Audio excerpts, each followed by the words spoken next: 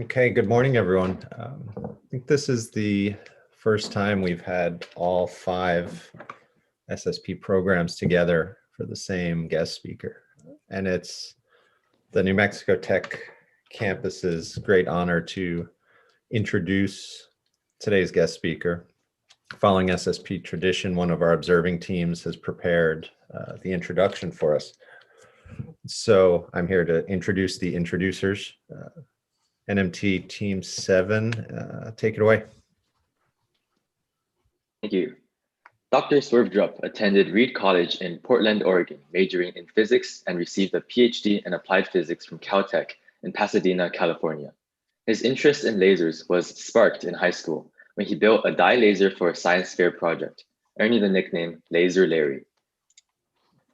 Dr. Sverdrup's first job in the laser industry was to photograph the most powerful laser ever sent into space at Trex Enterprises, and the momentous image was published in Aviation Week and Space Technology magazine.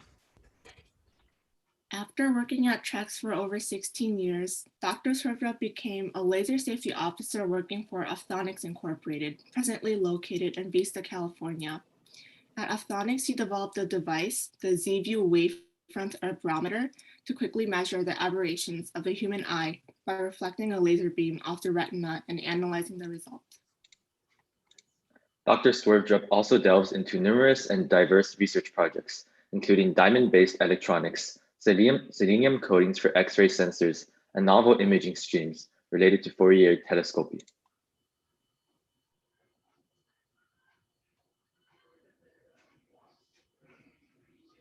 We're proud to introduce Dr. Sverdrup, and take it away, Dr. Sverdrup.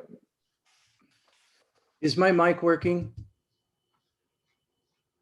Yes. All right. Before you get started, though, Yes. Dr. Sverdrup, I'd like to interject, if you don't mind. My name is Richard Bowd. I'm Executive Director of the Summer Science Program. And before you start today, I want to say a few extra words of introduction and recognition, because recently I pulled up a list of every guest speaker since 1959. I already knew that you had made the most appearances of anyone in SSP history, but I did not remember that you started way back in 1987, and you've only missed one summer ever since. That was 1996, and I assume you had a good excuse. I also noticed that today will be your 50th presentation of Mad Science at the Summer Science Program. Now, you can calculate that 1987 was 34 years ago, and you missed one, so how could this be your 50th? Well, that's because when we opened a second program at New Mexico Tech in 2003, Dr. Sverdrup volunteered to present there too, which meant driving all of his equipment across the desert from San Diego to central New Mexico. Of course, he couldn't fly because no airline would accept that equipment. Then he returned to both programs the next summer and the next, and ever since. So Larry has presented Mad Science on 6 different SSP host campuses and is the only person who has been to more summer science programs than I have. So with that, I would like for everyone here to see why we keep inviting him back. Dr. Sverdrup, now please show us some Mad Science. Oh, thank you. All right. Well, you have to bear in mind that this, the presentation I make is best received live. I mean, what I do is in-your-face science, and the crowd gets into it, and I'm just on the sidelines trying to say something interesting once in a while. So we're a little bit difficult situation here with this virtual format, but I think I will show you some pictures that give you the flavor, the idea of what normally goes on. And some of you might be interested in doing is spreading the joy of science to other people. Then this is some ideas of how to do that. All right, so like I say, most of the stuff's going to be hands-on, would normally be hands-on. Let's see if I can get control here. Yes. Okay. So just to get started here, one of the themes is going to be electrons, what happens to the electrons. But before we go there, I just want to show you where we're at. You know, it's just been a little over 100 years since people realized that the Milky Way wasn't the universe. They used to think the Milky Way was the universe. I don't know what those little blurry disks are, but in 1924, you know, Edwin Hubble, he used this lady Leavitt. She figured out how the Cepheid variables could allow you to judge distance, and he figured out in 1924, Hubble did, using that method, that there were other galaxies out there. They were a long ways away, and that's just a little over 100 years ago. And then, of course, now we have the Hubble deep, ultra deep fields, and you just see galaxy every direction you look, galaxy, galaxy, galaxy, as far as you can see. And it was just a little over 100 years ago that people started believing in the existence of atoms. You know, you take it for granted, of course, everything's made out of atoms. Well, actually, it's a little more complicated. Now there's dark energy. Nobody knows what it is exactly. There's dark matter. Nobody knows exactly what it is. But still, the typical thing you interact with every day is an atom, where the electrons are on the outside, nucleus with most of the mass is in the inside. But it's just a little over 100 years ago that people started to really believe in atoms. And that all came from Einstein figuring out that Brownian motion, predicting Brownian motion as due to what Brownian motion was, by the way, is, I can show you a picture here. Let me just do this. Oops, sorry. How do I go back? Let's go here. Brownian motion is when they look through a microscope, they see little grains of pollen moving. And Einstein realized this was due to the fact that when you get small enough, the impact of atoms can sometimes statistically be larger on one side than the other. And these things jiggle around because just the atoms moving around bang into the particles. And so, but this all happened about 100 years ago, but this was a clincher. This really made it clear that, geez, everything really is made out of atoms. And so, so what we're going to do now, just to get started here, this is a start with a bang because this is 4th of July. I have an interesting reaction here, combustion of nitrocellulose. And let me just go here, go live. Okay, so I'm assuming you can see this now. Is that true or false?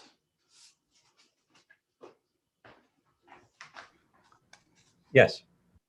Okay, let me make sure that I see the top of that. Okay, so to initiate this first reaction, I have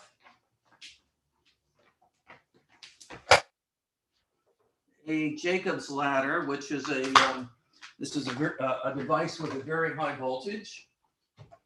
And I'm going to turn off that light there and the fan. And this is a dangerous voltage. We're going to get into electricity more in a second. This is very dangerous because if you were to grab the high voltage, you would have trouble letting go. So if I turn it on, the fan is blowing it down. There, well, once the fan stops.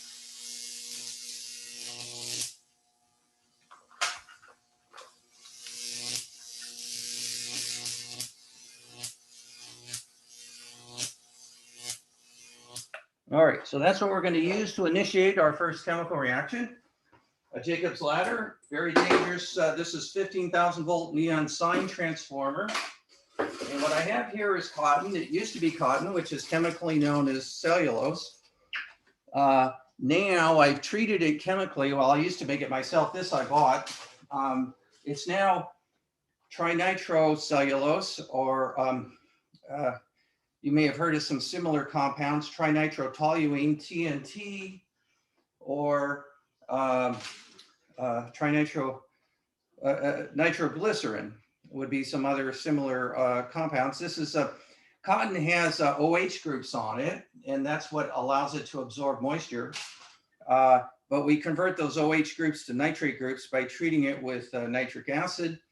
And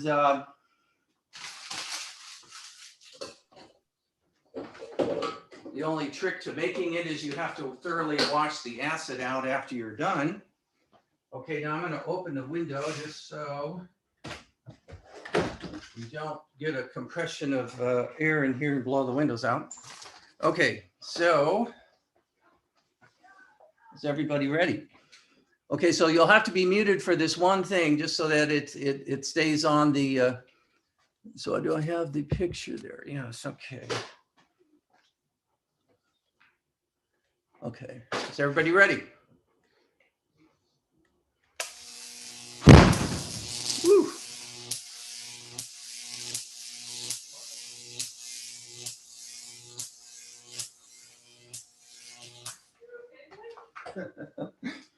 Yes, so anyway, there,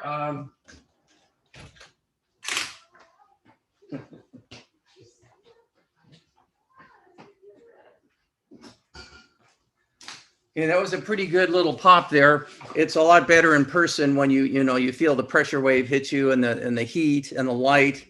And so, like I said, one of the themes is going to be, what happened to the electrons.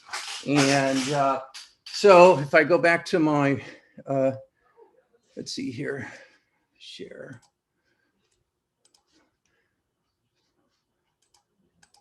Go back to my screen here.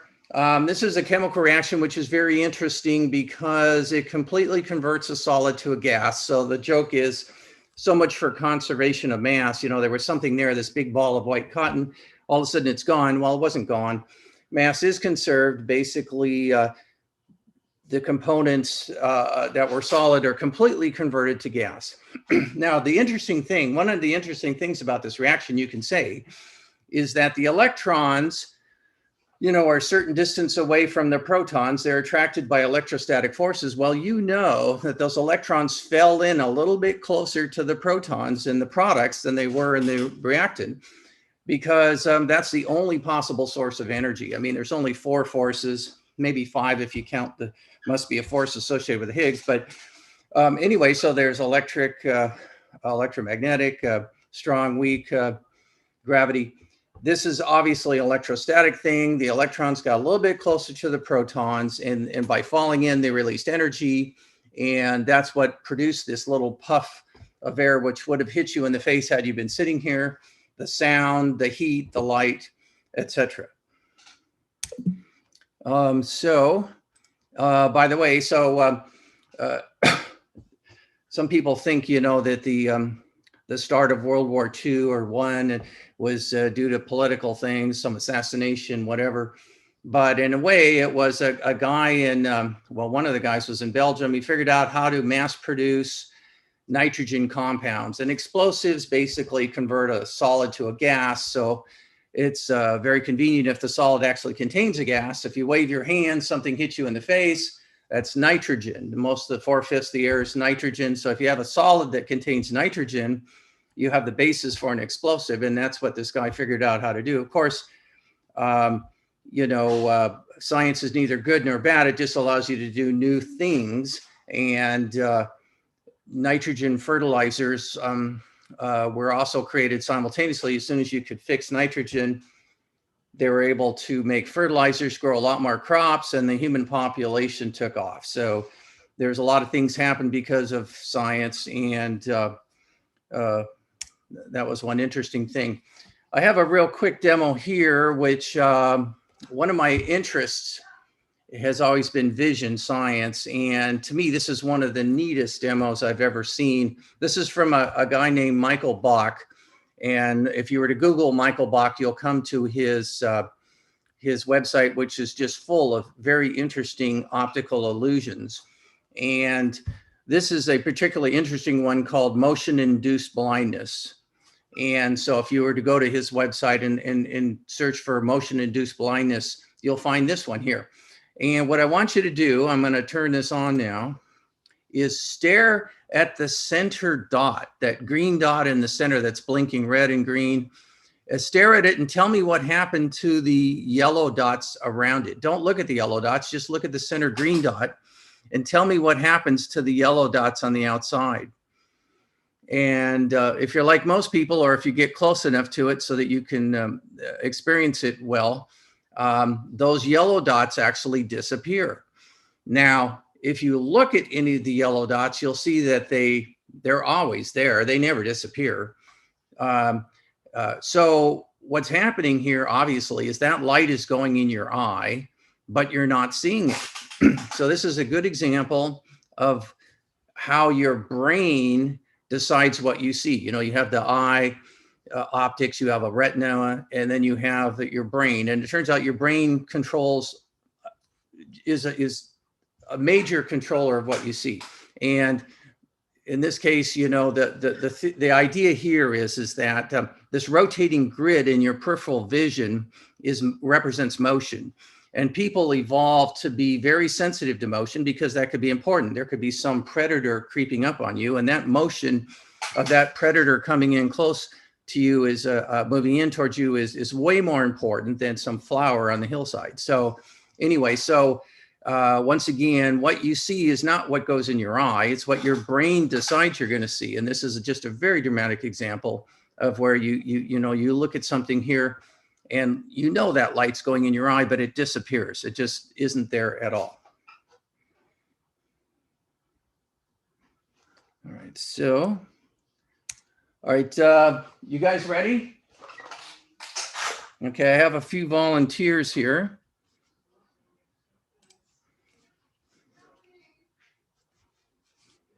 Okay, so I have a few volunteers. Going to help me here?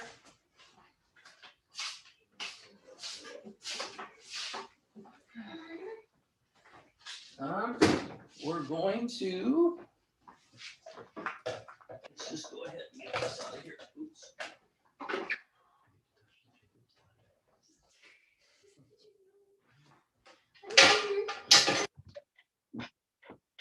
All right, guys. Now we're going to talk about electricity. And this is what we have here is a handy dandy little device I bought that runs on a 9-volt battery. If you ever take a 9-volt battery and stick it on your arm, of course, you won't feel anything. And the reason is because your skin has high resistance and very few electrons. The 9-volt pressure produced by this battery is not enough to drive very many electrons through your skin. You can't feel it. Now you put it on your tongue and you feel a bite because 9 volts will push quite a few electrons through your wet, salty tongue. And so the number of electrons per second going in a circuit is like the amperage measured in milliamps.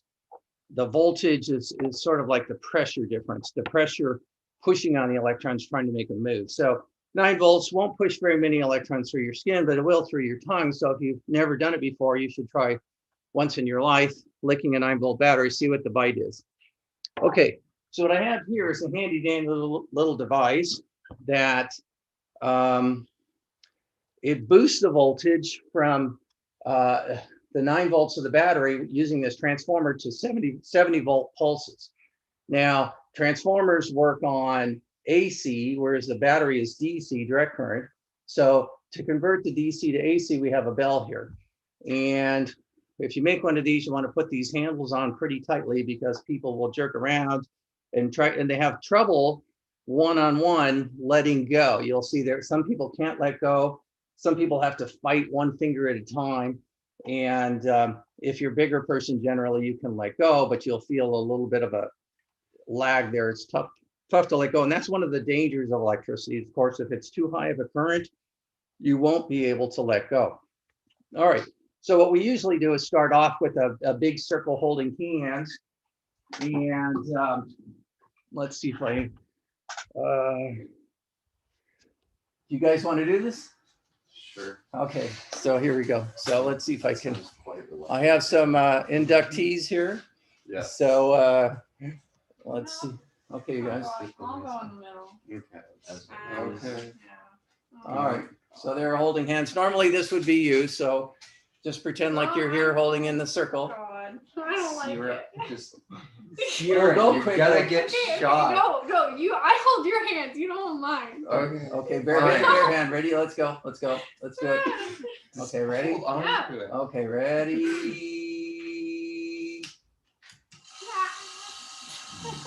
That's so weird. Okay. So now, while I have you here, let's do this part that we don't usually do. All right, so we're going to do an experiment here with electricity. And the experiment is, does water conduct electricity? Okay, so what we're going to do is start out with, here we are. Distilled water, very high purity water, very few ionic impurities. And we pour this distilled water in. I need 2 volunteers. So let's do Sierra No, and there. That's just so convenient. so convenient that your brothers are closer, right? Okay. Yeah, it's All right. just crazy. All right. So hold on there. Hold on. Dip your hands in. Keep your hands away from each other. We know if you touch, it'll conduct the current. Okay. Tell me what you feel. What'd you feel? Nothing. Nothing. Distilled water does not conduct electricity very well. All right. Now I have water from a higher source. This is local water right out of the tap. Nothing added to it. Normally, this would be water from your institution, wherever you're at. This is just plain, pure water. And could you guys, okay, and then tell me what you feel. Oh my God, that's even worse. It's even worse, yes. Okay, round of applause for our brave volunteers. All right, so it turns out that water does conduct electricity. It's the impurities in water, and one of the ways they determine how I'll need that water though. So yes, I will later. Okay. So one of the ways they determine how pure water is by what its conductivity is, and so it turns out regular water from the tap contains ionic impurities, and yes, it does conduct electricity. So what I'm going to do here is go back to this. Okay, so let's go, I guess, okay. Oh yeah, so here we are. Yeah, so if you want to build one of these, the trick is finding a bell that runs on 9 volts. That's really the only trick. You can buy these 12-volt transformers, 120 volts to 12-volt. Radio Shack used to sell them. Not hard finding the transformer. The trouble is finding a bell. And like I say, put those little handles on there pretty tightly. So here's an example of a show here where a bunch of people are holding it.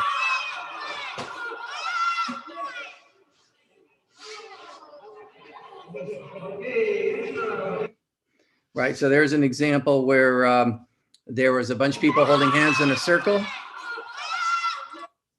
And this is a picture from a publication from Dalziel, a guy named Dalziel out of Berkeley, where he studied let go currents. He would put a current through your arm and he'd say, can you let go now?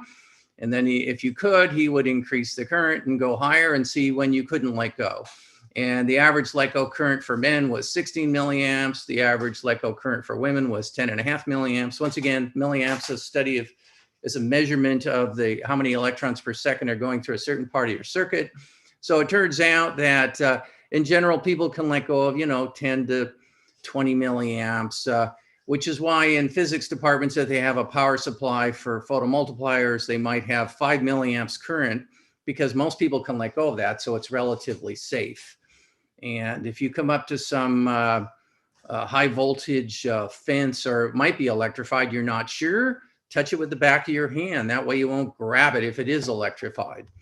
And so one of the dangers of electricity is the fact that your body runs on electricity. So like if when your brain says raise the right arm and your arm raises, there's electrical currents going from your brain to the muscles in your arm. And if the outside electricity, say from this shocker, becomes stronger than the inside electricity from your brain, then you lose control of your muscles. And so that's the genesis of this danger. And so what we do next is then go one-on-one. And what you try to do is let go. And it's always really exciting. I thought when I first built this, I thought, well, maybe somebody in the audience will want to do it.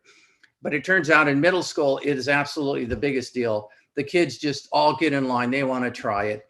And I find that adults tend to not like the sensation, but for some reason, kids just think it's the coolest thing. And so you want to talk about electricity. This is a great backdrop to do that. And so we go one-on-one, kids try to let go. And like I say, about half of them won't be able to. And it's pretty interesting. Okay, so there was another demo here I wanted to show you. This is interesting. This is by a guy named Webster. I have, by the way, a set of references which I will send out, anyone interested. But this guy at University of Nevada, he does adaptation in all kinds, visual adaptation. And in this case, it's adaptation to facial expression. So this is a neutral face. It's neither smiling or angry. It's neither happy nor sad. And what I want you to do now is adapt to the angry face. And so I want you to look right at that angry face, just look at it and adapt to this very angry face. And so just look at it, stare at that angry face. You're adapting to what an angry face looks like. And what I'm going to do in a moment here is show you the original neutral face once again. And I'm going to ask you a very simple question. Is that face angry, smiling, or neutral? And so first of all, adapt to this angry face, adapt to it, adapt to it.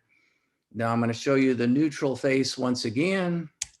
And was it smiling, neutral, or angry? And of course, most people will say now it's smiling, and it's pretty dramatic effect. But what this shows, beyond a shadow of a doubt, that humans are just heavily biased. You're biased by the history that you're exposed to. And in this case, if you're exposed to that angry face, then you look at a neutral face, it looks like it's smiling by comparison. Your brain is always thinking relative. And so this is why in science experiments, you want to get humans out of it as much as possible, because humans are hopelessly biased by their history. And so in order to get rid of that bias, you just have to get them out of there completely. So we're always trying to get, human bias out of experiments. And this is a pretty cool demo of that effect. All right. So Dr. Sverdrup? Yes. We have a question from Chinmay about the previous experiment that we were looking at. So Yeah. Chinmay wanted to know, how exactly does a bell convert from DC to AC? Right. So what the bell does is DC would just put a pulse in when you turned it on, and then there would be just a regular current flowing in there. And the bell, there would be no transformers. Only work with changing voltage and changing current. So in order to get any output, you have to have a changing input. And so you get a changing input with the bell connecting and disconnecting many times a second. It connects and disconnects the battery. And so you get changes. And so transformers only work on changing flux, changing input, and then they give you a changing output. So if you just connected the battery, you get one pulse and then it would be over. So the bell, when you plug something into the wall, it's going 60 hertz. It's got a sine wave at 60 times a second. That's how the transformers work. That's why they do it that way, is so they can have transformers all over the place without any problem. But in our case, a battery is DC. To convert it to AC, changing, you have a bell that interrupts it. Okay, so what we're going to do now, so I have, oops, here we go. Okay, so let's see if I can do this here. Oh, yeah. So, sorry. Okay, so let me do this here. All right. What I want to do now is switch to a different thing here. Let's see. How do I do this? How do I get out of here? There we go. All right. So what I want to do now is I have. Okay. Let's see if I can do this here. So I go like this. All right. So I have. Okay. So I still got to share my screen though. Hold on here. Oh yeah. Go. Let's see if I can do this here. Applications.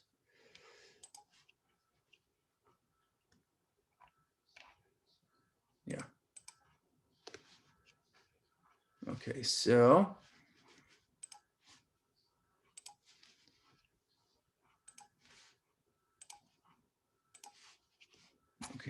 share my screen. How do I do that? Where is it here?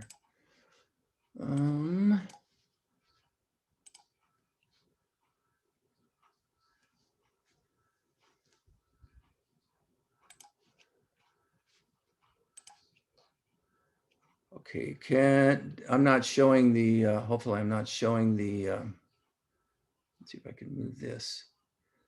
I don't know how I do this. There we go. There we go. Okay. Now, hopefully you see the infrared camera. Does everyone see the infrared camera? Dr. Sverdrup, your screen is also showing on screen in a smaller box. I'm not sure if that's right. That's because I want to show you the real live view. So when I hold up my hand, okay, so let's go ahead and turn this just a little bit there. So I want to, when I show my hand, I want to show you what I'm doing. So I'm going to try to get these to overlap. Okay. All right. So first of all, so what we determined here or showed is that, your body runs on electricity and voltage tries to make those electrons move from one place to the other. When they do, then you have an electric current. Now what we're going to do is when you take an electron and you shake it, it turns out it radiates electromagnetic radiation. If you shake it real fast, it radiates light you can see with your eye. But because you're warm, the atoms in your skin are jiggling and they're radiating electromagnetic radiation in thermal IR. So normally the wavelengths are around 0.5 micron for your eye, but they're around 10 microns for the 20 times longer, but 10 microns for the thermal radiation from your body. All right, so what I have here is a camera. And first of all, let me show you how this camera works. This camera doesn't see the light you can see with your eye. This camera sees this thermal radiation at 10 microns. So if I turn off the lights, it won't change this picture at all. Normally I do that. This camera is set up so that things that are cold look black. And so this is cold water just out of the refrigerator, and this is a glass of water. And what you can see is how black it looks. Turns out water does not transmit infrared at all. And if it's cold, it looks black. So the camera's anything cold looks black. Okay. Now to your eye, coffee looks what color? Coffee looks black or brown.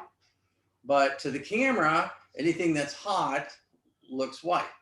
So if I pour some coffee in here, you can see that it looks, like coffee does, brown.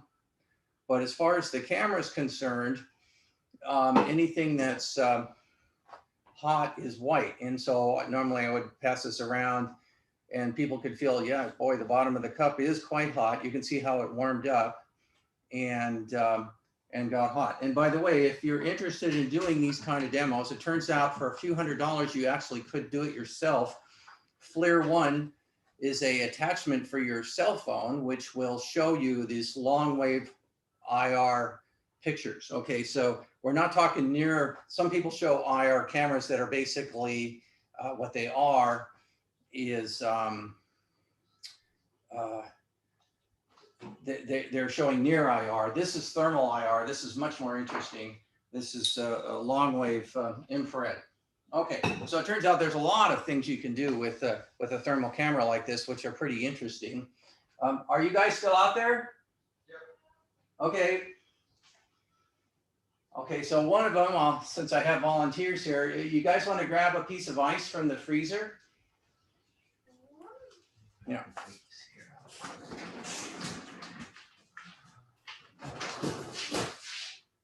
Normally this would be you would be doing this. And so let's just move this up the side here. All right, come over here and right on your face with the ice. Okay, so you can see in the lower left what they look like real. And then you also get to see the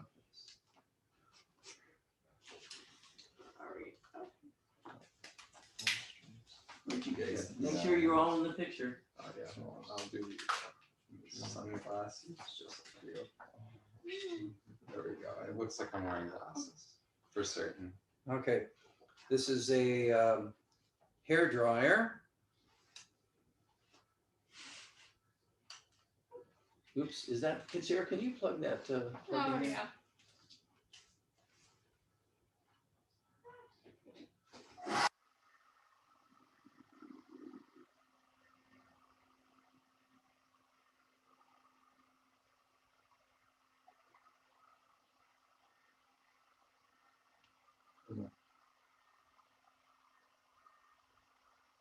You're going to move over them.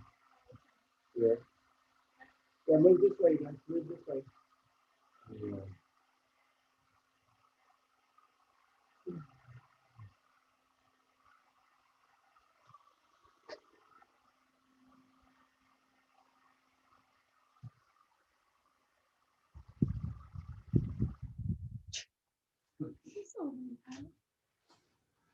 Okay, thank you very much, you guys. Yeah. All right, so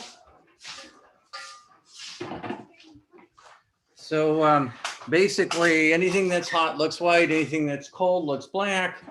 And I usually, of course, try to make it audience participation. So I show the camera point the camera towards the audience and then let them, all the kids write on their face with ice. And that's so they can experience infrared rays firsthand. Infrared rays have a lot different, if you look in the visible, you cannot see through this balloon. You cannot see my face, but you can see right through it. You can see that my face is quite clearly visible through the balloon. So basically infrared rays are going right through the pigments that block the half micron that your eye sees. And this is another example. Oh, you guys, I need you one more time. One more time. Okay, so this is a blue plastic sled. You couldn't possibly see through this with your eye, but infrared rays go right through this. Okay. All right, you guys, come over here. This is a just a what do you call it? An inflatable cushion. Everyone put their hand on there. Don't move it. Once you put your hand down on there, don't move it. Okay, Sierra. One more hand there. Don't move it. Don't move it. Hold it. Hold it. Hold it. Warm that thing up. Okay, go. All right. So, and what you see here is we've done some artwork here, and their hand has left a thermal footprint there. Sierra's fingertips were cold, so you can see they're black where she was holding the ice, but the rest of the hand is warm. And so if somebody were to walk barefoot across the floor, you could actually see their footprints, their heat footprints they left behind on the floor. And so it's kind of cool. Basically what's happening here is the electrons are moving faster, they radiate more. When they move slower, they radiate less. And so basically, the shaking electrons on the, or dipole moments rotating very vigorously in your hand. When you touch the rubber, you start making the electrons in the surface of the polymer here start shaking more, and then you leave a handprint. So basically, if a mother made cookies and there were some cookies missing from the cookie jar and she had, you know, goggles, infrared goggles, she could look for little handprints on the cookie jar and say, aha. But turns out there's a lot of uses for such things. You know, if you're in the military, no one's going to sneak up on you in the dark because you glow like a light bulb. And so, in fact, on some high-end cars, they're now putting long wave cameras so that you can see like deer and animals that run on the road at night. If somebody shoots a gun, the gun gets hot and they throw it in the bushes. Well, you'd have trouble finding it unless you had infrared goggles, in which case it would be glowing. Hey, there's something glowing up there in that bush, and you could find the gun. If the police are chasing some bad guy and he drives into Disneyland parking lot, well, there's only thousands of cars there. Which one is it? Well, the car that just drove up is going to be the hottest and it's going to be glowing. And you could say, haha, that car right there, that engine is very hot. if a car's been parked somewhere, it blocks the sun from heating the surface of the road, and it leaves this dark square shadow on the ground. And if that car drives away, that dark shadow remains, the traces of it remain for hours, and you could tell that a car had been parked there. So it turns out it's a whole new world in thermal infrared, and there's a lot of things you can tell by with one of these cameras. Now, some people are concerned about global warming because some of the chemicals we put in the atmosphere absorb infrared, and so they act like a blanket and help the earth get a little bit warmer. This is a chemical instant chiller, and I'm just going to blow a little bit in here in front of my face, which is hot.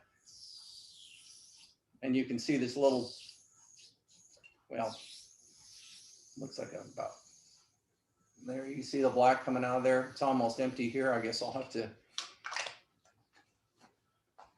So anyway, some chemicals do absorb this thermal infrared. It turns out the carbon dioxide everyone's worried about, it absorbs thermal infrared at about 13 to 14 microns, which is just beyond where this camera works. So it's tough to see that with this camera, but that's the peak of the black body at the poles of the Earth. So the peak of the black body near the equator is more like 10 microns. It's just to 13 or 14 microns near the poles. And so there's a very strong warming effect at the poles. And of course, everyone's talking about ice disappearing there. This is a very interesting demo I came up with, which I think is really, actually, I got this from, my idol is Richard Feynman, a professor, used to be at Caltech. And in his books, Feynman Lectures in Physics, he talks about, how do you make optics? Why is a piece of glass clear and you can see right through it? And why is a mirror shiny and you can see a reflection real nice? Or what is their criteria for that? And it turns out, whenever you make a surface, there's scratches in it. And what you do is you make the scratches smaller and smaller until they're smaller than the wavelength of light that you're using. And then it looks smooth. And so then you can see through it. If it's a transmissive, you can see a reflection real nicely if it's reflective. So what I have here is a piece of aluminum. This is a piece of aluminum where you couldn't possibly see your reflection in it. It's all scratched up. That's at a 0.5 micron. But so how do I get here? I have to get in the right place here. Yeah, so anyway, so it's all scratched up. You couldn't possibly see your reflection in the visible. But in the infrared, it turns out that's 20 times longer wavelength at 10 microns. And you see your reflection in this scuzzy piece of aluminum quite fine. So it turns out, how smooth your optics has to be depends on what wavelength you're looking at. But this is how optics works generally, is you just have to get the scratches smaller than the wavelength you're using. Okay. All right, so that's infrared rays. And just to, okay, let me, okay, so.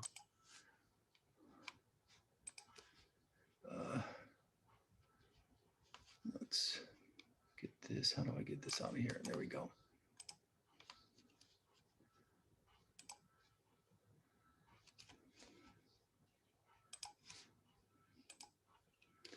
All right, so let's see if I have that here. One picture real quick. Oh yeah.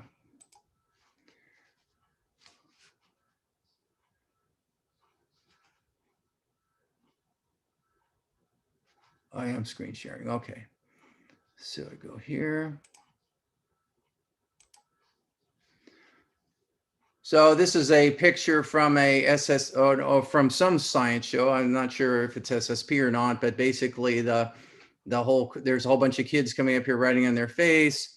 And once again, this is, the fact is that electromagnetic radiation has all kinds of wavelengths. The only difference between gamma rays and radar and light is just the wavelength or frequency. Otherwise, it's all an electromagnetic wave. Just how fast are you shaking those electrons? And this is an example of, how our atmosphere blocks a lot of wavelengths. The only wavelengths you can see is where the blue comes down here. And it turns out, so around 10 microns normally is one of the windows. We get the sunlight comes into the surface of the earth, heats it, and then we radiate lower energy photons back out into space through this 10 micron window. And of course, carbon dioxide blocks part of that window. And so the part that everyone's concerned about is this 13 to 14 micron absorption, which blocks part of this window that normally the earth can cool off in. All right. So let's go now to, so we could might as well do vortex rings next. Okay, so we found out that electrons, voltage makes electrons try to move. When you shake them, they radiate. Now we're going to change things a little bit. This is a demo where, stop share. I'm going to, so where am I? Here we are.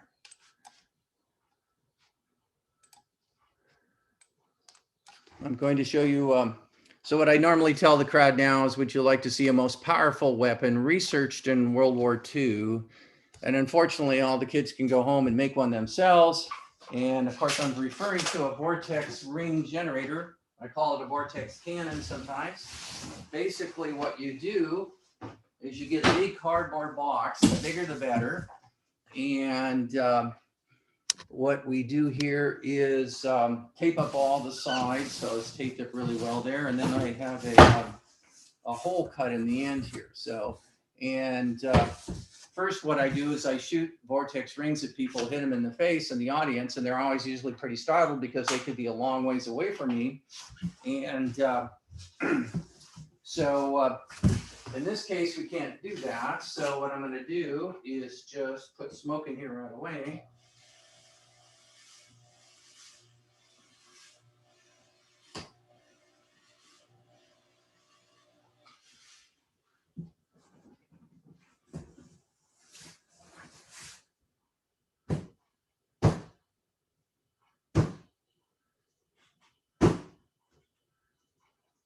So now I'm going to shoot it at the microphone.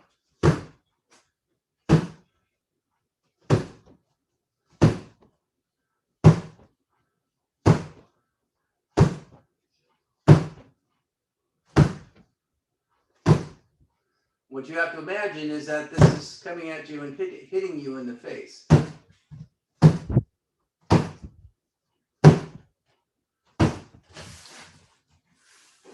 All right. So, a little bit smoky. Anyway, so let me go back here.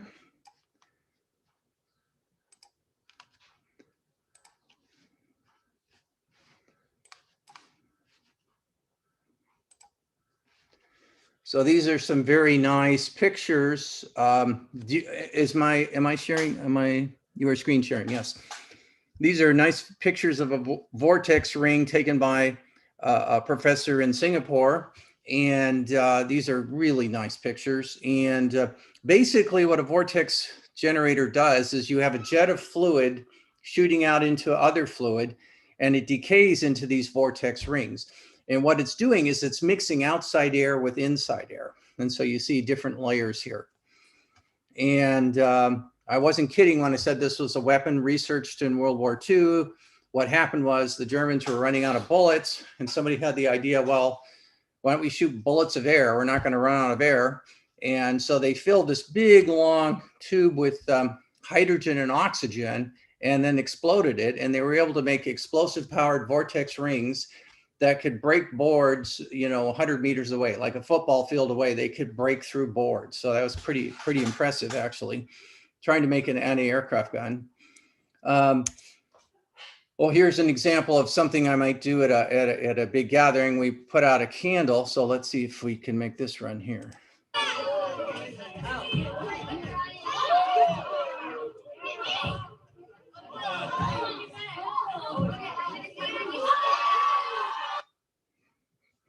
Okay. And the biggest, personally, the biggest vortex ring I've ever seen was, my wife is from Holland, and every 10 years they have this horticultural exhibition called the Floriada. And the one I went to, they had, one of the demos was they had this big lake, artificial lake they made, and the gas company let off a big ball of gas in the middle of the lake and then lit it on fire. And, you know, because they, the heat makes the atoms move faster and faster, and they push against each other and expand. And when it expands, it's lighter, so it rushes up into the air. So this ball of flame just gets zooming up into the air, decays into a vortex ring. And in this case, you could absolutely hear these tornado-like winds. If you look to the right, you see this vortex ring with tornado-like winds, and very impressive. And but that was a very large vortex ring. Turns out vortex rings are important in technology. Once again, they're mixing of the inside, the jet, with outside air, or there's other fluids you could do this in, for instance, water. I'll show you that in a second. This is my kids went with my wife to Hawaii, and there's a lava hitting the water, and you'll see a big vortex ring up to the right there that my daughter Sierra took a picture of it, and here it is. So those are some examples of Dr. Sverdrup, just before we move on, we had a couple questions that have been grouped together from Umran and Tanay asking, what are the effect of different gases on vortex rings? Can you change the power of the rings by changing the gases that you use? And what makes them stable? Right. So that's one of the most fascinating things is, you know, these vortex rings are incredibly stable. It doesn't matter what age people are. They're just always amazed by when this thing shoots rectilinearly across a gymnasium. I mean, you can shoot a long ways and put a candle out, and they're very stable. It's just it's a form of turbulence, and what it is is it's like I say, it's okay. So you know the second law of thermodynamics, everything.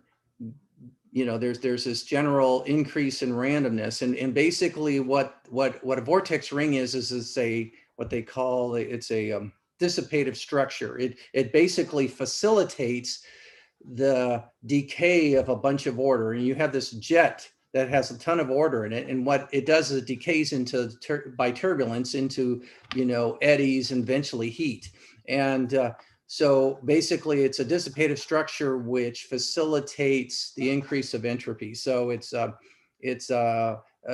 what's amazing is that they look like they're alive. They're just so stable, and they're amazing to see. Normally you don't see them because there's no smoke, or else they're going really fast. What I have done in the past, you can do any kind of material. For instance, so this was you know, regular air. But if you have a swimming pool or a bathtub, you can get a gallon milk jug and you fill it full of water. And if you squish it really fast like that, you make a jet of water come out. Now that jet of water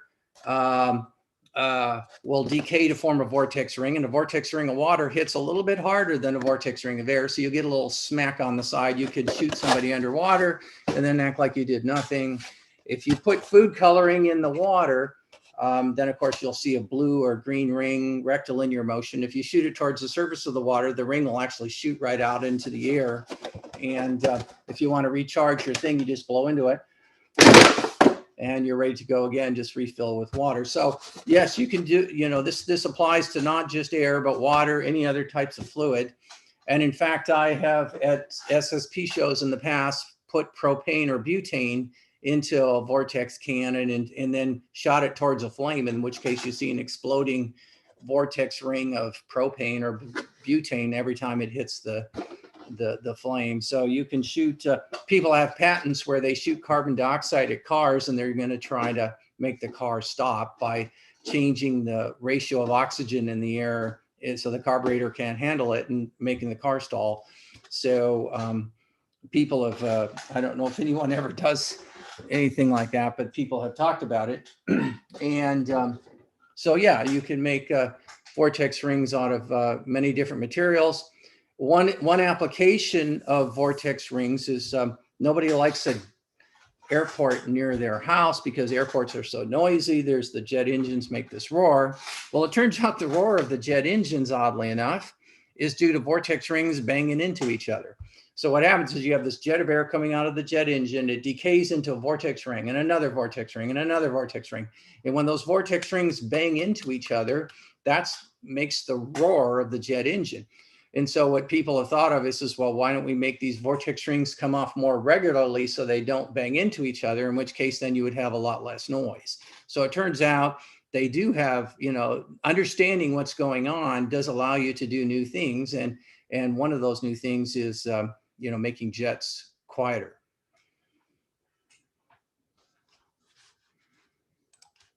All right, so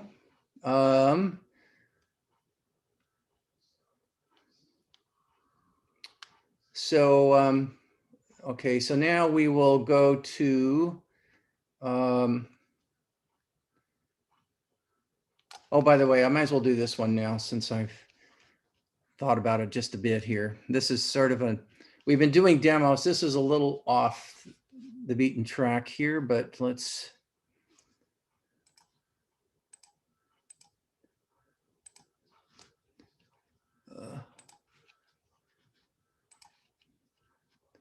all right, so,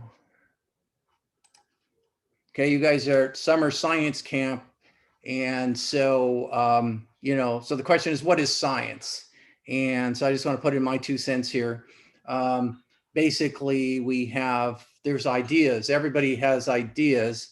It's like investments. There's a lot of ideas, but only a few of them are really good. But still, you got to have, nothing happens if you don't have ideas. Ideas are good.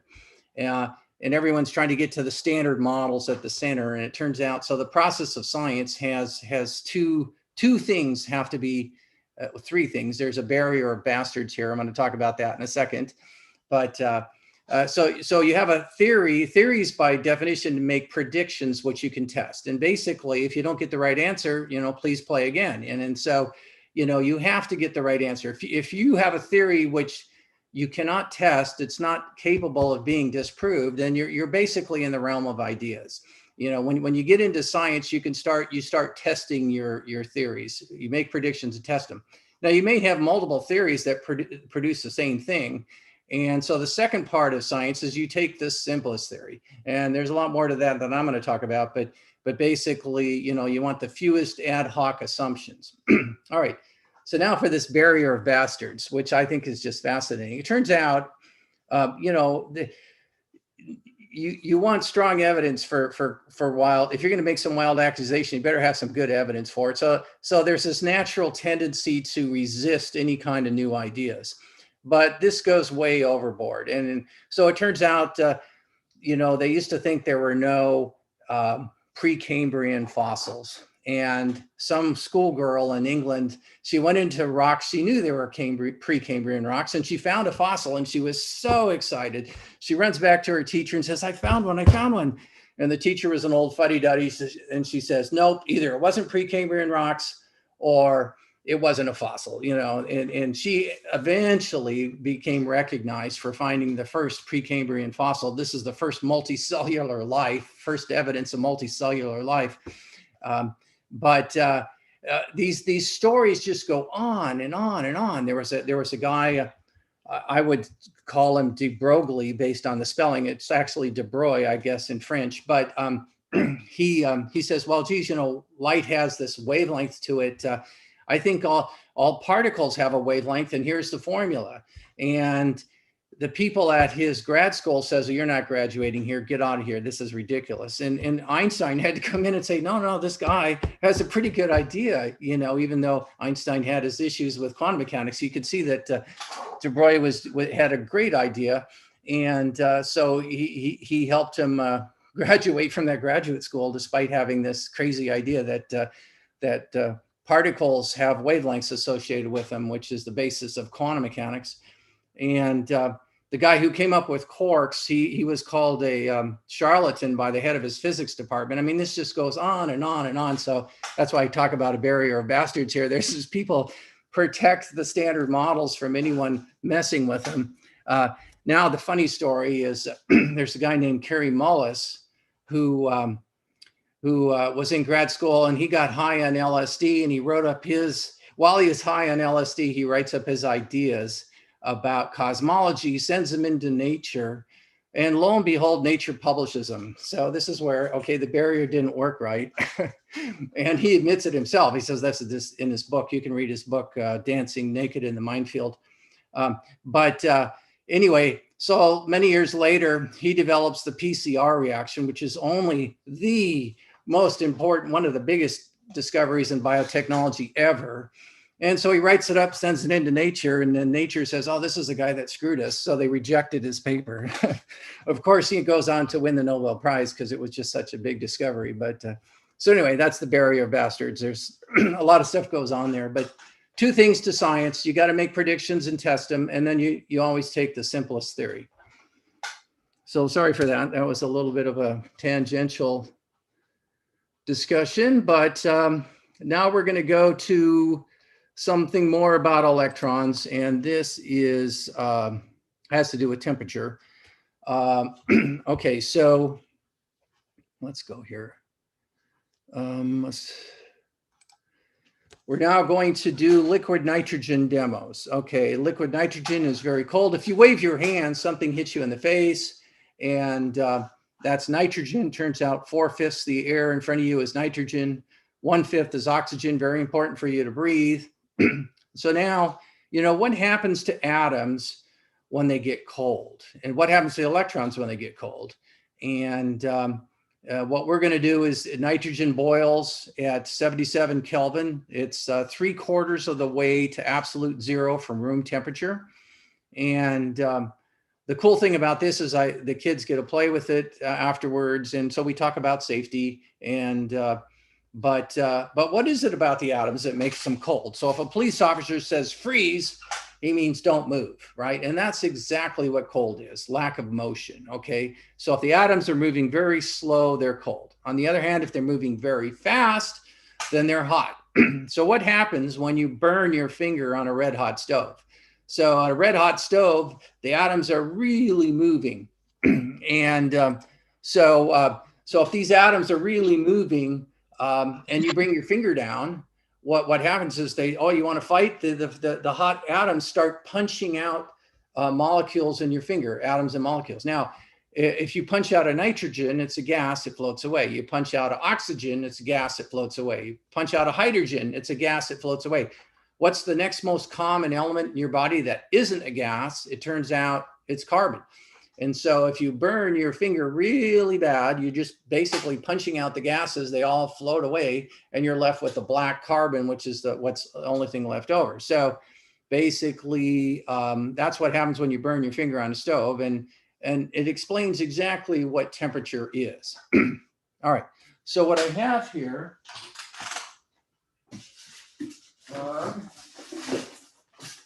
I'm going to pour some liquid nitrogen in this styrofoam here.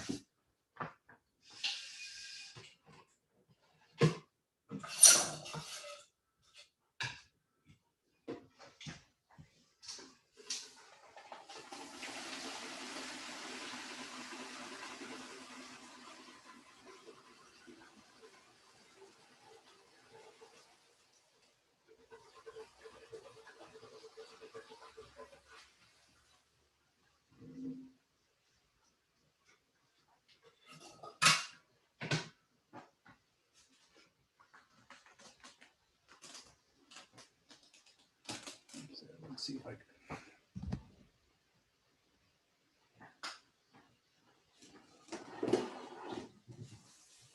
All right. So what liquid nitrogen looks like,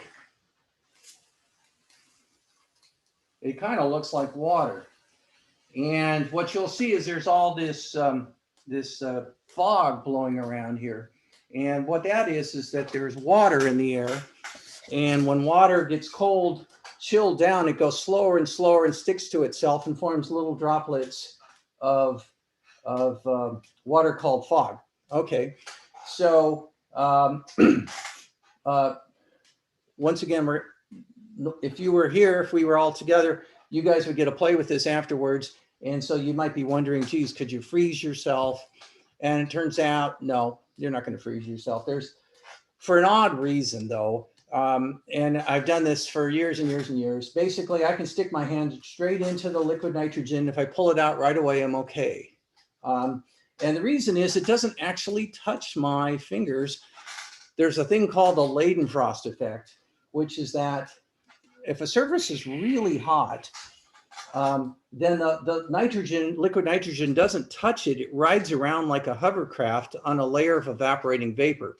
So if I throw it on the floor, you'll see these little droplets run by your feet, and they're basically liquid nitrogen that's not touching the floor because it rides on this insulating layer of vapor. Now, this turns out to be very important in fact, because there's times when you don't want that. If you're trying to cool a nuclear reactor, the last thing you want is that your water doesn't even touch it, because then you're going to have a drop in thermal conductivity and you're going to have a lot of trouble. You're not going to be able to cool it as efficiently. But in this case, it makes it safe. It turns out, you know, about the only way you could freeze yourself would be to soak your shirt. And if you soak your shirt, take your shirt off, okay, right away. Now, but otherwise, you're not going to accidentally freeze yourself. And in fact, if you Google it, you'll have a heck of a time finding anywhere where anyone has ever frozen themselves accidentally. It just doesn't happen. But it is very, very seriously cold. And so here's a piece of rubber from an inner tube in a bicycle. And liquid nitrogen is so cold, there's no planet in our solar system whose surface is this cold. And really the only reason I can say this is because they demoted Pluto to not be a planet, because Pluto does have a solid nitrogen glaciers on it. And however, there's a moon of Neptune called, Triton. And Triton is believed to have liquid nitrogen on the surface at times because they've seen these geysers shooting off that they believe are liquid nitrogen. And so let's suppose you want an all expense paid trip to Triton, the moon of Neptune, and you're riding your mountain bike around and you didn't think about materials enough. And so I'm going to stick this rubber in to the liquid nitrogen. And what happens when we do that is the liquid nitrogen boils very strongly. When it quits boiling, I know it's at liquid nitrogen temperature. So I hope you heard that. That was like shattering like glass. I just hit it on the table here and it just shattered like glass. When I first did this demo many years, I used to shatter it right towards the audience, and everyone thought it was so cool. And some people shatter flowers, by the way, but you can't hear it. If you use the rubber, it makes this nice, satisfying glass smashing sound. But one day, I actually nicked somebody in the, cut him in the front row. And then I realized, shoot, can't do that. It wasn't serious, wasn't anything. But nonetheless, you know, when the rubber first breaks, it's as sharp as glass. It rapidly warms up to be soft. But so that's one of your dangers there is, you know, things change their property dramatically with temperature. And of course, it's one of the enemies of engineers is, you know, you might make something that works just fine at room temperature, but getting it to work at other temperatures is your challenge. You know, usually things don't work so well when they get hot or cold. You know, I had some nice boots for climbing Mount McKinley, and then they broke because their polymers they used weren't good enough for the colder temperatures. And but anyway, there's a number of demos we can do here. So what is it about atoms that makes them cold? It's when they don't move very much, and when they move a lot, they're warm. Okay. Now, if I have a container of water and I stick it somewhere for a while, what you know is that the water will eventually disappear, and so it's due to evaporation, which means the atoms must be flying off all the time right in front of your face. You just can't see them because atoms are so small. Now, if I put something cold on top of the water, then when the atoms jump off, they're going to go slower and slower because they're cooled by the liquid nitrogen. Then they're going to form little droplets of fog.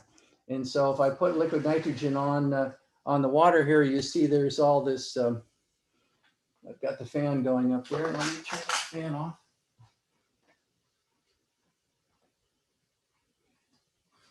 Yeah.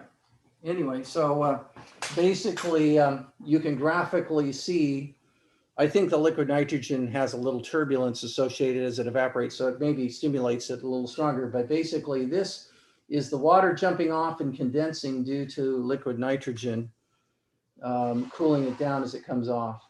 So, and once again, so if I pour it on my hand, you see it doesn't actually touch my hand because it rolls right off. So, you know, so you wouldn't, if you were to wear gloves, on the other hand, it might stick in the gloves and hold it in one place. So, and this is a case where gloves maybe wouldn't be your friend. So, once again, the safety, we can talk a little bit about safety on liquid nitrogen. It turns out there's 2 ways you can die from liquid nitrogen. So yeah, I know you're not gonna, by the way, here's a piece of ice on top of the water from the liquid nitrogen there. It's like, just froze some water on top there. It's very seriously cold, but you're not gonna freeze yourself unless you soak your clothes or something like that. Turns out though, there are two ways you can get in trouble. One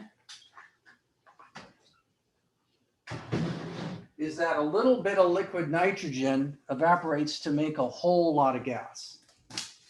And so,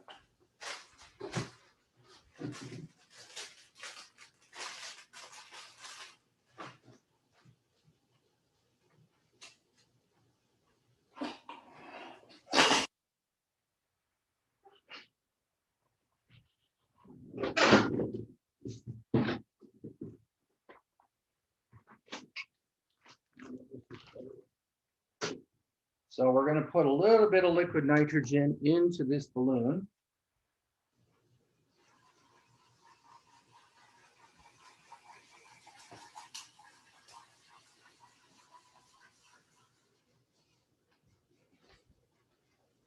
And I'm going to tie the balloon.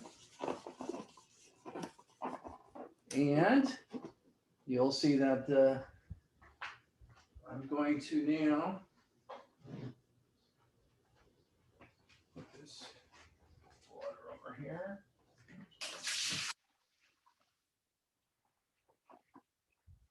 Let's put this in the background here.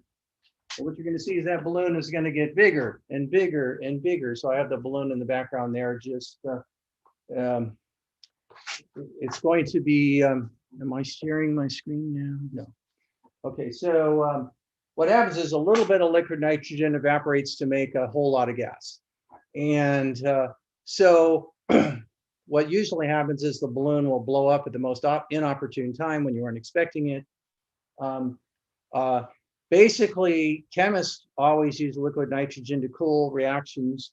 And what can happen is if you accidentally confine the nitrogen, then you can have an explosion. And so, you know, when I was doing things I shouldn't be doing, we would, these kids at Caltech showed me how to do these, make these little 2-liter Coke bottle. You put some liquid nitrogen in it and put the cap on, throw it out on the backyard on the snow in wintertime, and nothing would happen for the longest time, but then you'd have the most thunderous explosion. These are actually quite dangerous, be careful. But it would leave a crater of green grass in the snow, you know, 3 feet in diameter. So it would, and you would never find a trace of the bottle. So it's, you can make very, you know, dangerous explosions by combining. If you get liquid nitrogen, you would never want to put it in a thermos bottle like we use for the coffee over there. That if you screw that cap on, you just made a bomb, and then somebody can get hurt. And people have been hurt. Chemists have been hurt by explosions. So you never want to combine liquid nitrogen in sort of any sort of container. That's one of your big dangers. Your other big danger, which is actually even worse, is that you need oxygen to breathe. Okay, so, 4/5 of the air is nitrogen, but 1/5 oxygen. You need that oxygen. So the way I like to say it is you can live for 3 weeks without food, 3 days without water, 3 minutes without oxygen. But if you breathe in pure nitrogen or any other gas that doesn't contain oxygen, you have like 3 seconds of consciousness. And what happens is you'll start to say something isn't quite right, but you won't finish your sentence and you go clunk. And so this actually happened to a biologist at, I believe, UC Berkeley. They had a refrigerator with biological samples, and it was liquid nitrogen based, and it was in a small room. See, this is a big room. There's plenty of air, plenty of oxygen here. So the nitrogen coming off isn't completely displacing all the air in here. There's no danger. But if you're in a small room, and then if this was a big container and I reached down inside and took a big breath of pure nitrogen, what would happen is I'd say something isn't quite right, and then I'd go clunk. And I'd be laying there. And if you breathe nothing but pure nitrogen for 3 minutes, then you're a goner. And so people, this person, this biologist was actually killed. And so this does happen. And it's not limited to biology. Mammoth Lakes is a volcanic area in California where they have a wonderful ski resort. But 3 ski patrolmen were skiing out of bounds once, and one of the ski patrol guys skied into a fumarole, which turned out was filled with carbon dioxide. So he probably took in a full breath of carbon dioxide and then says something isn't quite right, but he never finished his sentence. Clunk, he was unconscious. Well, he didn't come out, so one of his buddies went in after him. He didn't come out, so his other buddy went in after him, and all 3 of them died. And so you now know what you have to do is just hold your breath. You can hold your breath for minutes. If you're really good, you can hold it for 3 minutes. But if you hold your breath, you're fine. You got oxygen in your body and you can rescue somebody, and don't breathe until you get out. But if you breathe in pure non-oxygen, you have just seconds of consciousness before you go clunk. And so that's the danger of liquid nitrogen, is that you can make a bomb if you can find it, or if you breathe pure nitrogen, you basically cannot think. And so, but freezing, nope, you're not going to freeze yourself. So don't even worry about it. But most people, that's what they're the number one thing they're afraid of. And, so anyway, oh, you can see that balloon over there. I don't know if you can see that balloon. It's just gigantic, ginormous. Yeah. That balloon over there is just huge. I'm sorry to interrupt, but someone asked, how can liquid nitrogen be used to cool chemical reactions if it, in a way, slides off really hot objects? Well, it slides off until they get cold enough. And so if I were to hold my hand in there, it would freeze my hand solid like the rubber tire. And if I hit it on the table, it would shatter into little pieces. Yes, that would happen. You can cool things. It just takes time. So it doesn't happen instantly. So it turns out if I'm really quick, I can stick my finger in there and yeah, it doesn't actually touch me. But if I hold it in there, it will touch me and it will freeze me. But it takes a while for a big thing to get the heat out. So it isn't, you got time, it's not like it's going to happen instantly. Now, on the other hand, that rubber inner tube, it was pretty thin and it basically froze in basically seconds. So, some things freeze faster than others, but no, you put it in there, boils and boils. When it quits boiling is when you know it's at liquid nitrogen temperature, and it will cool you. It just takes time. Now, that balloon, I have an odd feeling is going to blow up. It's quite large. It's almost scary to be over there, but I have to come over here for this next demo.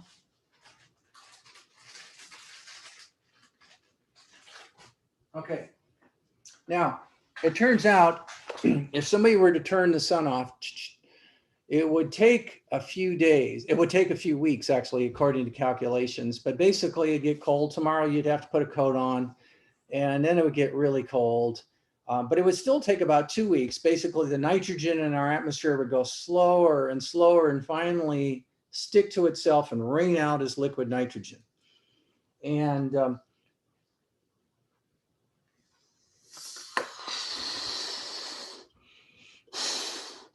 so I can't turn the sun off, but I can kind of turn the sun off for this little balloon here. This little balloon is blown up and puffed up because the atoms are moving at the speed of sound, about 1,100 feet per second, and they're banging against the inside of the balloon, puffing it up. Okay, now if I put it into liquid nitrogen here, what you see is that the atoms inside, the molecules inside the balloon go slower and slower as they cool down, and then they stick to each other and rain out as liquid nitrogen. It turns out oxygen cools even easier than nitrogen. So oxygen goes out first, and then the nitrogen follows. And so basically, I turned off the sun for this balloon, and nitrogen's going cooler and cooler, starting to stick to itself and rain out into the bottom of the balloon. And so the balloon, once again, was puffed up because the atoms are moving very fast. They're moving at room temperature speeds, which is the speed of sound, which is 1,100 feet per second. Each one of them banging against the inside of the balloon, puffing it out. Now they're hardly moving at all. They've rained out. And so what I'm going to do is put this down here. Okay, let me push this down again. Okay, so, all right, so now what I'm going to do is put this balloon on something which is hot, like this tabletop here. And when I put it on something that's hot, like that tabletop, what happens is it's like tennis rackets. It's hitting those atoms and molecules and making them go faster and faster because the atoms down here are moving very fast. They're moving at room temperature speeds, or jiggling at room temperature speeds.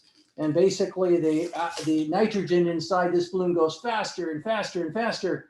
And as it goes faster and faster, it bangs harder and harder against the inside of the balloon and blows it back up into the original size it was. So basically, once again, what makes atoms cold is lack of motion. And what makes them warm or hot is increased motion, you know.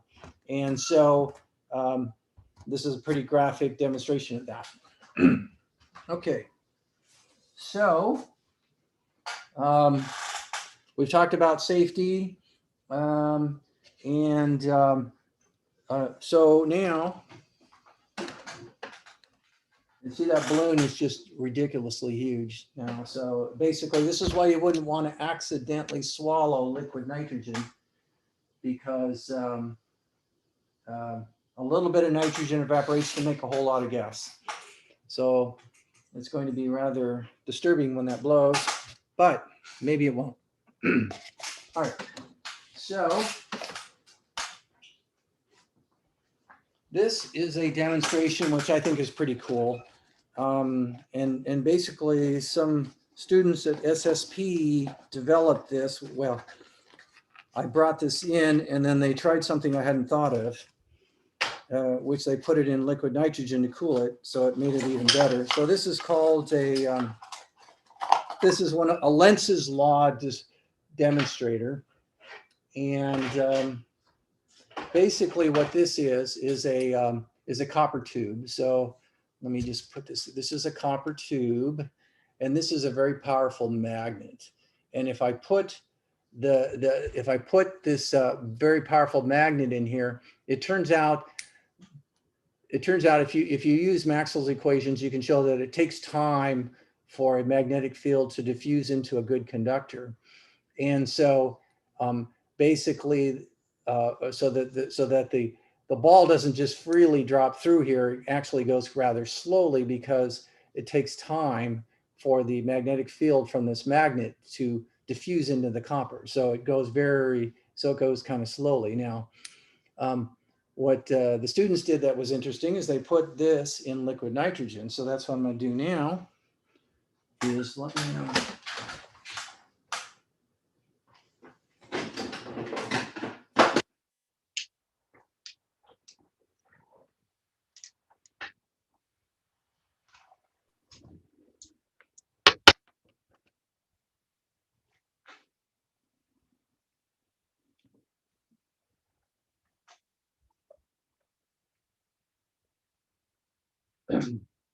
So it's right now violently boiling. When it quits boiling, I know it's at liquid nitrogen temperature, and we're going to revisit this demo as soon as we use this.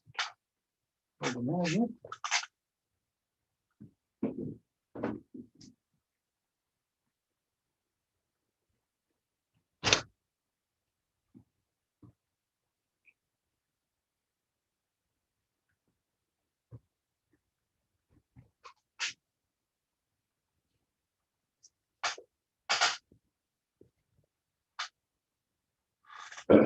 While that's going, yeah, while that's going,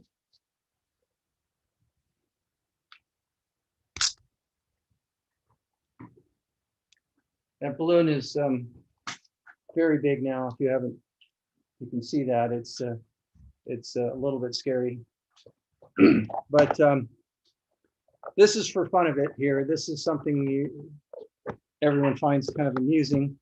A delicacy on Pluto, in case you didn't know, was graham crackers dipped in liquid nitrogen. So you take a graham cracker, when it quits boiling, it's at liquid nitrogen temperature. It's probably got a little liquid nitrogen inside of it.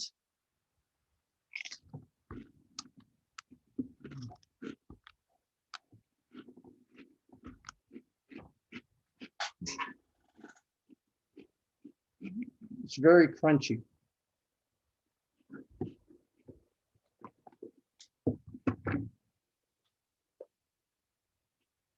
Dr. Sverdrup?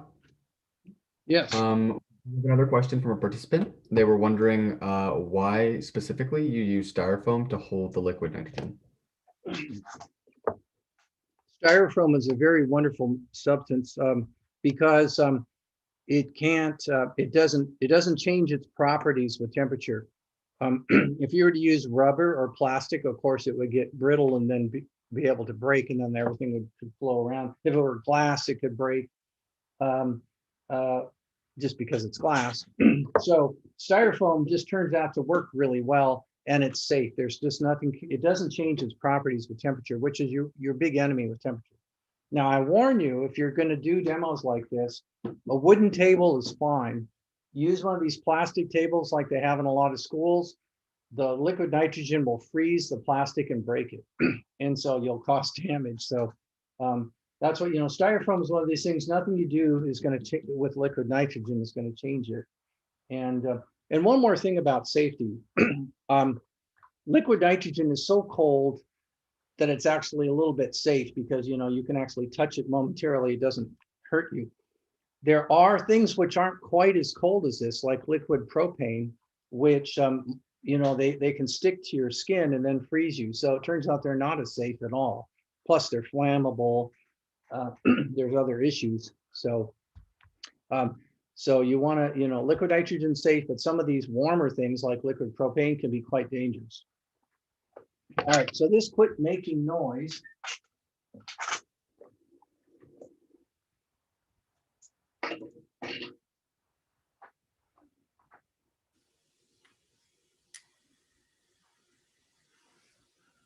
See, it's very slowly going through it. Just finally went out. So if I put this in here, you can see like it just kind of hangs in the top there. The better the conductor, the slower the magnetic field diffuses into it. And so it's rather dramatic there that you can buy these from Grand Illusions in England. There's a company that sells really interesting science stuff, and they sell these little flex tubes. That's where I got mine. But so anyway, and if it was a superconductor, it turns out the magnetic field would never penetrate, and so it would just stay hovering there. But with the better the conductor, the slower the thing goes through. Now,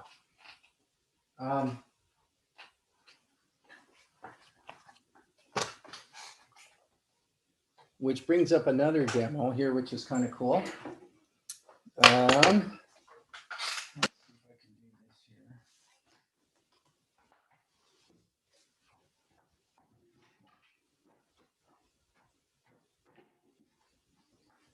This balloon is going to blow up. I just know it is. All right.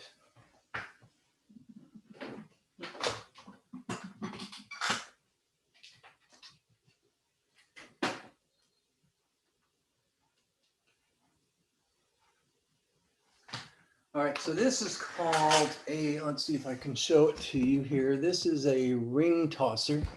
Let me see if I, for some reason I can't see my,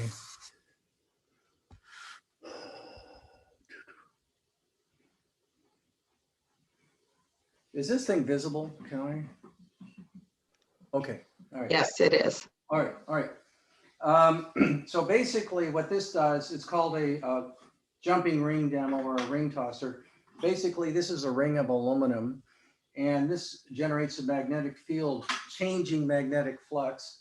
When I turn it on, that induces a current around the aluminum, which by Lenz's law is repelled, and so the ring jumps in the air.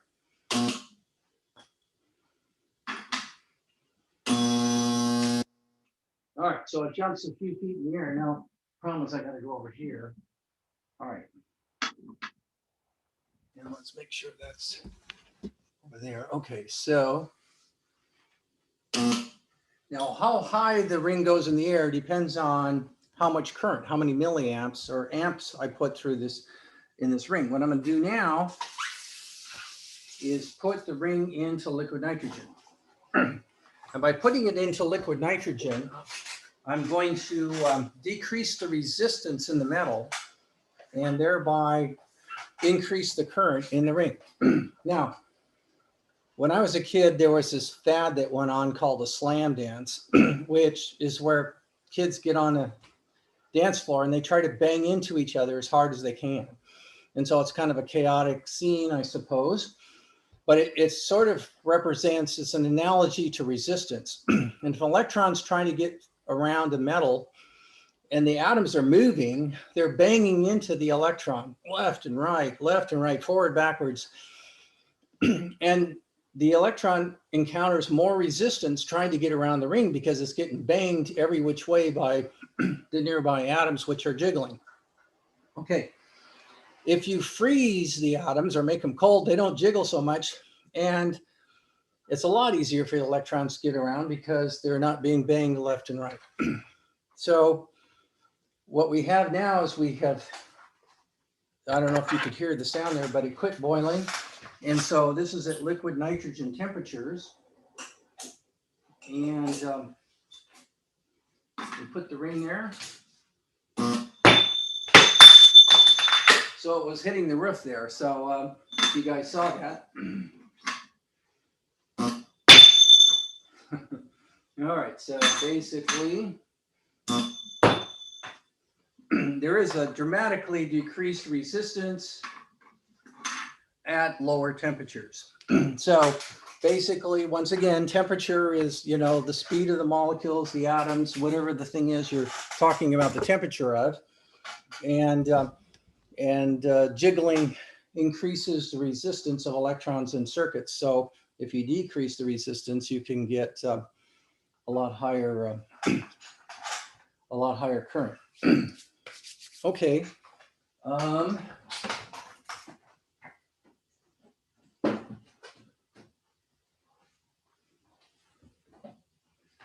We could do this if you, one demo we do, once again, I should just talk about safety just again. You know, if you cut your arm, no big deal, it'll heal. If you cut your eye, you'll never see as good again. So that's why whenever there's a chance of things flying around, you should wear safety glasses. And this is a rubber ball. Basically, what I'm going to do is put, let's see if I can, that balloon is very big.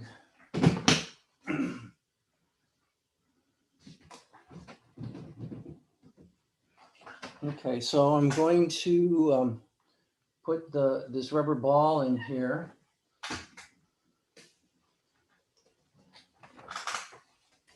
And I'm going to freeze it.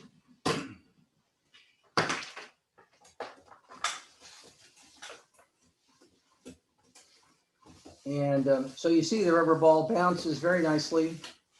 This is very popular with kids. You know, what happens is you freeze the ball, throw it against the wall or the ground, and it blows up.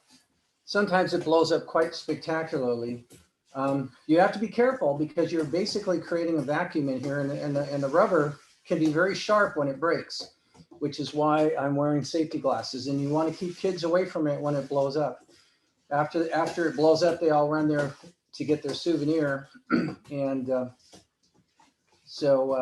but once again, if you make a spacesuit to go to a place like Pluto, you got to think about what materials you're going to use, because not all materials perform the same at cold temperatures that they do at hot temperatures. So,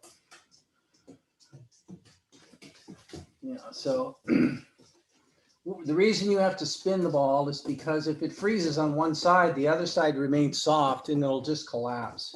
And so you gotta freeze it uniformly. So let me just see here if I've got, yeah.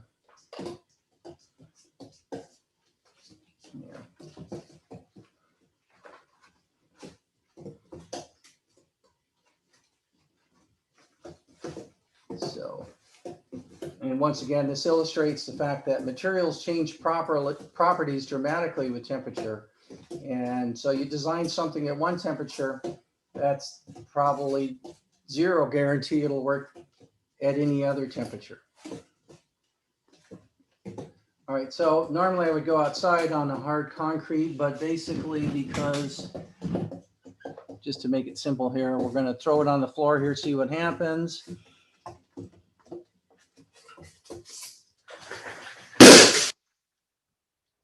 Okay, that was pretty loud, but anyway, so yep, you got to be careful what materials you make your spacesuit out of if you're going to a cold place. One other quick demo I could do.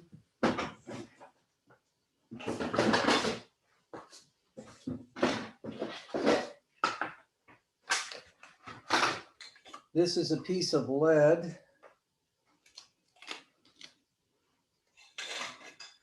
And lead is fairly dense, but it's soft.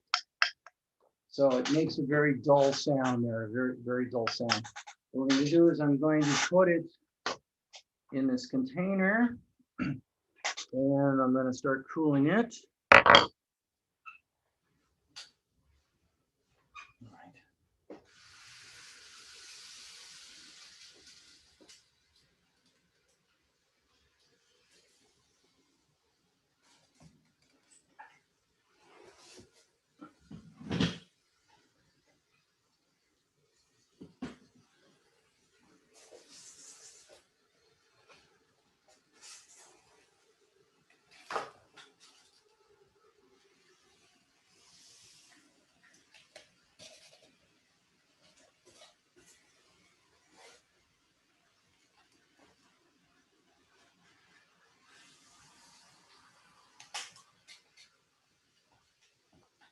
Okay, when it quits boiling, I know it's a liquid nitrogen temperature. Now it sounds like a harder metal instead of the soft metal that lead normally is. So in fact, the Pluto marching band could actually use lead for bells. Okay. Dr. Sverdrup, Umran asked how much liquid nitrogen you would have to swallow to explode, and would your organs freeze before the gas created a pressure that would allow you to explode? Well, you don't, it's a very small amount. And yeah, so the amount you have to swallow to get in trouble from the pressure is very small. I mean, I'm putting in, you know, a few tablespoons of liquid nitrogen, filled that balloon up there. So it's pretty scary. And that balloon's way bigger than you could possibly have your stomach, I think. So that would be bad. Now, I think what would happen is hopefully you could just burp it up. Now, that depends on physiological mechanisms, though, whether they could be blocked. There was a famous case where a bunch of frogs were found blown up near some lake in in Europe. And I immediately knew what happened because when you throw liquid nitrogen on water, it forms little droplets that wiggle around on, because it doesn't touch the water. It rides like a hovercraft and it wiggles around, looks like an insect. And so I can see what happened. Somebody threw liquid nitrogen into the pond and the frogs thought, oh, look at these bugs. And they went, because they're wiggling. And so they went and swallowed the liquid nitrogen. And then what happened was there must be some physiological mechanism which prevents the gas from getting out easily, and they blew up. And so it was quite a disaster. And they didn't want to publish it because they didn't want to give anyone the ideas to do that. But that's just a warning, is not to throw liquid nitrogen into natural ponds because you could cause trouble. Yeah, so just wouldn't want to swallow it. What I used to do, actually, some famous demo people had done this before, is you put it in your mouth and exhale, and you get this huge cloud of white smoke. You know, it's actually fog comes out of your mouth. It looks very spectacular. And so I used to do that, and it was pretty cool. You know, just don't swallow it, just inhale and blow out when you put it in your mouth. The problem is then you go to the dentist and they say, you got cracks in your teeth. You know what you were doing? And so I quit doing that demo because it does have a tendency to crack your teeth. Now the graham cracker one is a little more mellow. It doesn't do that. So basically, yeah, you wouldn't want to swallow it. You wouldn't want to, and you don't want to confine it, and you don't want to breathe nothing but liquid nitrogen. Those are the things you can do that are bad. You're not going to freeze yourself though. I think there's, like I say, it takes a long time to get the heat out of something big. And so, for instance, we can now do that part. Dr. Sverdrup, I just want to let you know that we have about 15 minutes left. Okay, all right. I have a couple other demos I'll go to real quickly. All right, so this is sorry to interrupt, but we also have a follow-up question about liquid nitrogen.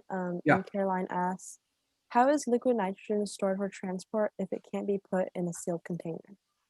Well, so what I have for my dewar is the mouth of the dewar is open, and then it has this cork that sticks in it, which has holes along the side. And what happens is, so if you were to tip it over, it would spill out, right? So you just can't tip it over. But then you allow the liquid nitrogen boils off until it cools down. And once it's cold, it quits boiling off. And so this dewar here can hold for months. If you fill it up, it'll still have something months later. So because it just boils off enough to make up for the heat that gets in through the sides of the thing. But you do not seal it, ever. Yeah. And so this is a banana, and which I stuck on a stick, and I'm going to throw it into the liquid nitrogen here. And you'll see the liquid nitrogen starts boiling. And that's going to take a while. So while that's boiling, I'm going to show you a couple other one other cool demo, which I can do real quick here in the background. These are everything in the world, you know, except for dark matter, dark energy, whatever, made out of atoms, right? So, you know, what's the least dense metal you can hold in your hand? It turns out it's magnesium. So I have all these pucks, and it says magnesium Mg, 3 pounds. So this is a puck and it weighs 3 pounds. You see it tarnishes. The magnesium tarnishes really easily. You probably have to polish this one back up. But magnesium is very low density. Then we have, like, aluminum is a little higher density. This is the same size, exactly the same size puck. So I hand these around to everyone. And this is 4.5 pounds. This is aluminum. Aluminum has a protective oxide, which keeps it shiny. And so aluminum always looks kind of okay, kind of nice, because although it gets scratched up from use. Then we have iron. Now iron's starting to get a little bit heavy here. This is 13 pounds, exactly the same. So the magnesium is 3 pounds, aluminum is 4.5. This puck of iron is 13 pounds. And you can see iron will rust. So it has it doesn't have that protective oxide that aluminum does, so it starts to look kind of scuzzy on the outside. And then the really interesting one here is tungsten. Oh, this is 32 pounds. This is exactly the same size as the magnesium, which was 3 pounds, except for this tungsten is 32 pounds. And so I hand this around and I warn people, don't, you could cut your toe off if you drop this. People are just astonished with how strongly this is pulled towards the center of the earth. It's just amazing. You have trouble holding it with one hand. And the other cool thing about tungsten is it's almost dead on the density of gold. And so if you had a piece of gold, this is exactly what it would feel like. And you realize, geez, you don't have to worry about somebody running off with your gold. If they grabbed it and tried to run, they'd have trouble because it just is so dense. And so when you see in the movie somebody holding a gold bar with one hand, waving it around, no. Gold is very dense. And so it's very heavy. And here's another interesting little tidbit, which while we're waiting for this to cool down, I saw this and made one myself. You could make one of these. This is an atmosphere bar. It's basically a steel bar, which is 1 square inch in cross section. And it's long enough that it weighs 14.7 pounds. And so the force on the bottom here is the atmospheric pressure, 14.7 pounds per square inch. And you realize that the weight of the atmosphere above you is pretty enormous. It's equivalent to it's like 1.5 meters of steel. That's incredible pressure of atmospheric pressure that we have here on Earth. Okay.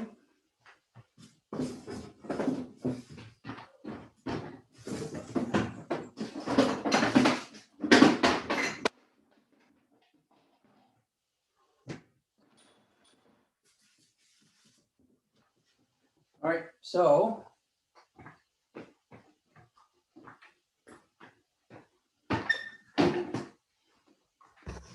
yeah. All right, so this is a piece of wood, and this is a nail, and this is a banana.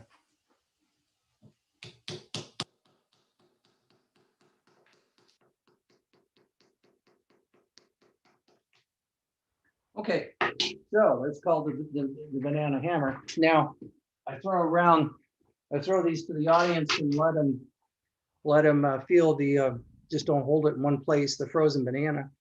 So the problem with, so this question comes up, can you freeze life and then bring it back to life by warming it up? And what you find out with this banana is that the cell walls are damaged so that when it warms back up, it gets all gushy because basically all the fluid of the cells leaks out because they're punctured. The cell walls are punctured. So let me go back here. Share screen share. And so I wasn't kidding, there's about this, here's let's see. Yeah, so this is a frozen nitrogen lake on Pluto. Apparently sometimes it does actually liquefy. When we sent a spacecraft to Pluto, some of the most amazing photographs I've ever seen, I thought. And this is one of them. These are these are solid nitrogen glaciers next to mountains of ice, water ice, miles high. So this is just an incredible picture of Pluto taken by a spacecraft we recently sent there. It's just mind-blowing. And but yeah, it's very cold out there. And can you bring life and freeze life and bring it? I used to say no until one day there was a biologist in the audience who says, well, that isn't exactly true. The most studied worm in biology is C. elegans. And if you just Google worm book, it tells you how to freeze them and bring them back to life. And the reason they can do it is they're very small, so you can get that heat out pretty quickly. And so what they do is they put cryoprotectant chemicals into the worms and then freeze them. And then when they unfreeze them, they pull the cryoprotectants out, and then they can get a pretty high yield on bringing these things back to life.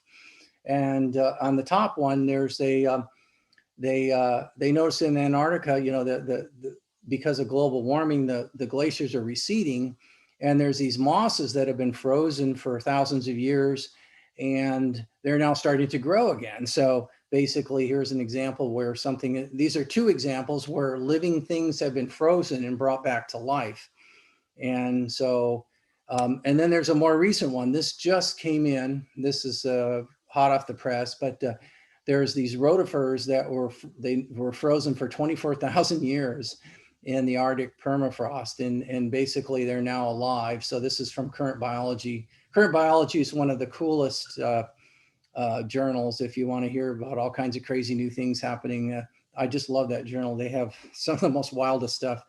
But once again, you know, can you freeze something and bring it back to life? Yes, but you have to prevent cell damage, and they can do it for small things, and they can do it for certain cell types like livers.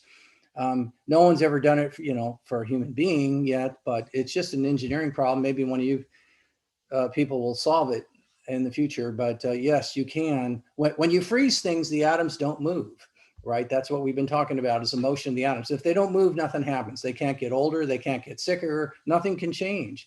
And so the one thing you have to worry about is radiation damage, but it turns out you're more resistant to radiation damage when you're frozen. And so there's this question, how long could you do it? But you do slowly accumulate some radiation damage. What happens normally is you have the double helix and you have an editor, and it goes along, and they know that the letters are supposed to correspond, and if they don't, it fixes it. But your editor is turned off when you're frozen. So you do accumulate slowly, what do you call it, mutations or damage. And so that's the one issue with freezing for a long time. Dr. Sverdrup? Yes. We have a question about the rubber ball that you froze earlier. Yes. So Sarah Lebo was wondering, why didn't the ball shrink when you put it in the liquid nitrogen like the balloon did? Okay, that's because I froze it in place. And so I rotated it manually. I rotated it and I froze it solid. So the rubber was frozen solid. I did not freeze the balloon solid in one place. And if I did, I don't think the shell would hold the vacuum that it was going to develop. So the balloon wouldn't work that way. But the rubber, actually, that's a, I'm trying to remember what type of polymer that was. But it's rigid enough and thick enough that it'll hold the mild vacuum I generate by partially liquefying the air inside. And so it stayed in place. But you have to conscientiously roll it in the liquid nitrogen with your hand so that you uniformly freeze it. Now, if you just stick it in there and let it sit, it'll freeze the bottom, but the top won't. The top will be soft, and the top will just collapse in. So that's why I had to conscientiously roll it. Yeah.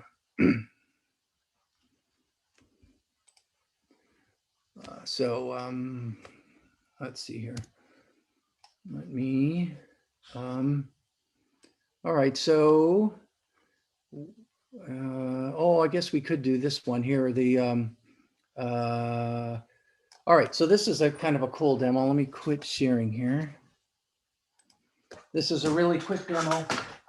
This was shown to me by some students at Caltech. I was a graduate student there, but there was a bunch of undergraduates. One of the dorms there was very much into demos.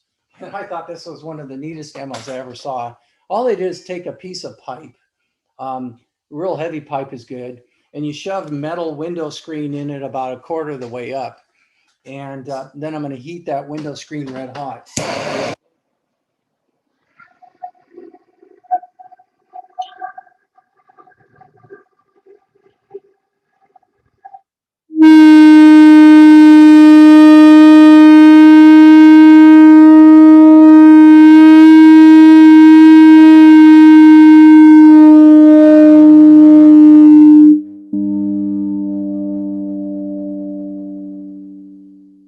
What's amazing is partly is how long that lasts.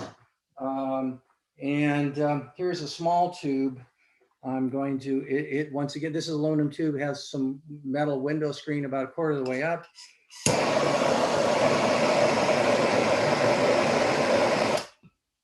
Turns out this one you have to help. And, but it's a smaller tube, makes a higher pitch, a shorter wavelength.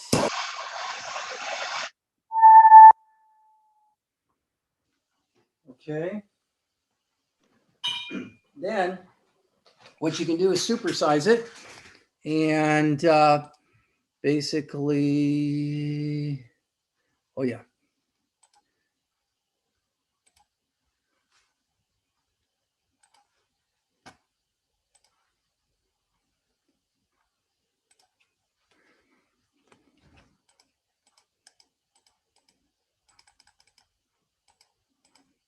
Oh yeah. So there's these dinosaurs called Parasaurolophus, which had these long crests. And it turns out people have seen that these crests are actually, well, they're about 6 feet long if a person is about 6 feet. And they're hollow. And they found out these tubes are hollow. And so they think these things can make very low pitched sounds. And people speculate on they could talk to each other without giving away their exact position because it's hard to locate. So anyway, so what I did is I made a tube that was 12 feet long basically that tube is doubled. It's 6 foot long, but it's actually 12 feet if you follow it all the way from the front, all the way back to the front. And so I made a tube and you put it over a thing. And it makes a pitch that this is maybe what a Parasaurolophus would sound like. And so anyway. All right, Dr. Sverdrup, I'm sorry, but I think on that note, we are going to have to stop. All righty. Our 2 hours is up, unfortunately. I know that we could probably go on another 2 hours with more of your demonstrations. On behalf of SSP and all 5 campuses, I want to thank you for spending your morning with us. And if everyone could unmute, please, and let Dr. Sverdrup know how much we appreciate him. Oh, and the balloon has not popped yet. No, it's grotesquely big, but it'll be, yeah. Thank you very All much. right. Thank you so much. Thank you so much. Thank you. Thank you so much. Nice presentation. Thank you so much for the wonderful demos.